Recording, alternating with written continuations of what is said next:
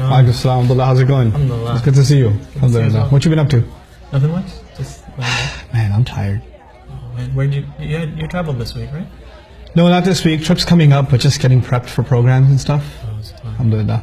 Especially after class this week, a couple of emails came through that it's like so this is one email, right?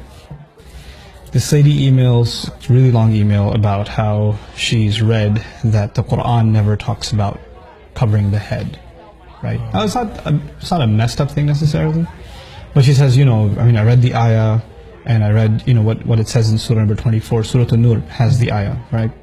And it uses the word khimar, which is for veil. And I looked up the dictionary, and it says things like a shawl or cover, so it never ever says anything about covering the head, right? And I started thinking, is this a common confusion, or is this just this one-time email? Yeah. So I do a little digging, and it's actually extremely common. A lot of people think that the ayah is not talking about covering the head at all, right? So it's a really common confusion. I didn't know. So, one of the things I really want to do is kind of address this in a sane way. I'm not interested in getting somebody to wear hijab. That's their decision, right? But at the end of the day, if something's being said about the Quran, we have to be honest. And what is it saying? And there are people who would like it to mean something it doesn't mean, and then there are people who are genuinely, they just don't know any better and they're confused about the subject. And I'd like to assume that anybody who has this confusion, they just don't know any better, or whatever they read convinced them of this. I don't like to think that they're they mean evil, or they're trying to Have an agenda. have an agenda, or a misguided opinion or whatever. So the cool thing about Arabic, right, is that for covering the head, just covering the head, there's 9 different words. Wow. And one of them is khimar. Right? So you have, miqna'a and mighfar, and there's all these bunch of words. And it depends on if it covers the head, and if it's up to here, if it's up to here, if it's up to here. Depending on the length, each has its own kind of meaning. And in Old Arabic, the word khimar, which is used in the Quran. Now, you and I know commonly we use the word hijab. Yeah. Hijab is actually not a word for head cover. It's actually a word for barrier. Like a wall could be a hijab. A curtain could be a hijab. Okay, so it just kind of got coined as hijab, but that's not the word in the Quran, nor the Arabs ever used it like that. Okay, so the word is khimar. And the cool thing about it is the word itself includes the meaning of covering the head. Like the head and then some. And it's used before Islam. The men used to have khimar too. One of the names for their turban, if it was extra long and it went down to almost middle of the belly, the men used to call it khimar too. And then it's so cool. The women had different fashions or whatever. And one of the things the women before Islam used to do is they used to have this bandana type thing that they would tie in the back with their ponytails, and it would go to the middle of their back.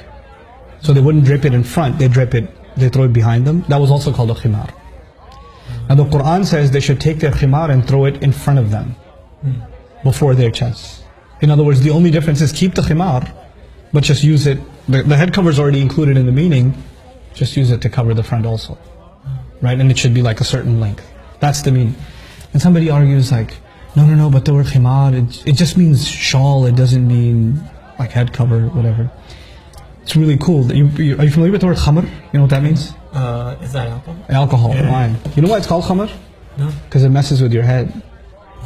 Khamara blocks your judgment. Khamara literally means to cover, and it's called khamar because it messes with your mind. It creates a block in your mind. It's almost as though your head is covered up with something when you take khamar. It's part of the meaning of the word. We're not even talking about the Islamic meaning. We're talking about Arabic itself. Back in the day, they'd see some horses are funny colors, from the neck onwards it's white and the rest of it's brown or something like that. They would say that horse is mutakhammir. It's like it has a khimar on. So, how are you going to explain that as the horses don't have shawls on? Yeah. It's just the length. It's just the length, and it's covering its head, and it's up to its neck and all the way down. So that's why they're calling it a khimar. So it's already in the language, but it's so unfortunate that when they say, okay, they should draw their veils over their chest. That's what some translations say, draw the veils over the chest. Well, a veil could be a shawl, it could be any kind of cloth. And, it doesn't really include head covering, right? But the Arabic word does. And so I feel like a lot of this confusion comes because people don't pay attention enough to the original language, and how a lot of translations, they oversimplify the issue and we start coming to drastic conclusions. But I think that even if you talk about all of this, like somebody gets upset and says, who are you to tell me that I have to wear this or that? I'm not anybody to tell you anything. But what I'd like to, at least for people to know, is, okay, here's what the word is in the Quran and here's what it means and here's how we can understand it. If you think there's better evidence, if you think there's another meaning in Arabic, then maybe you should tell me about it. So, I don't know, maybe I should do a talk about that someday. Yeah. I'll see you next time, inshallah. Okay. Take care. Assalamu alaikum. تذكر يوما كنت تعانق دمعة الفكر تناجي الله في صبر وترجو رحمة تسري فعاش القلب إخلاصا وصرت تحوم كالطير تحلق في ثقافات وتنهل من ربى الخير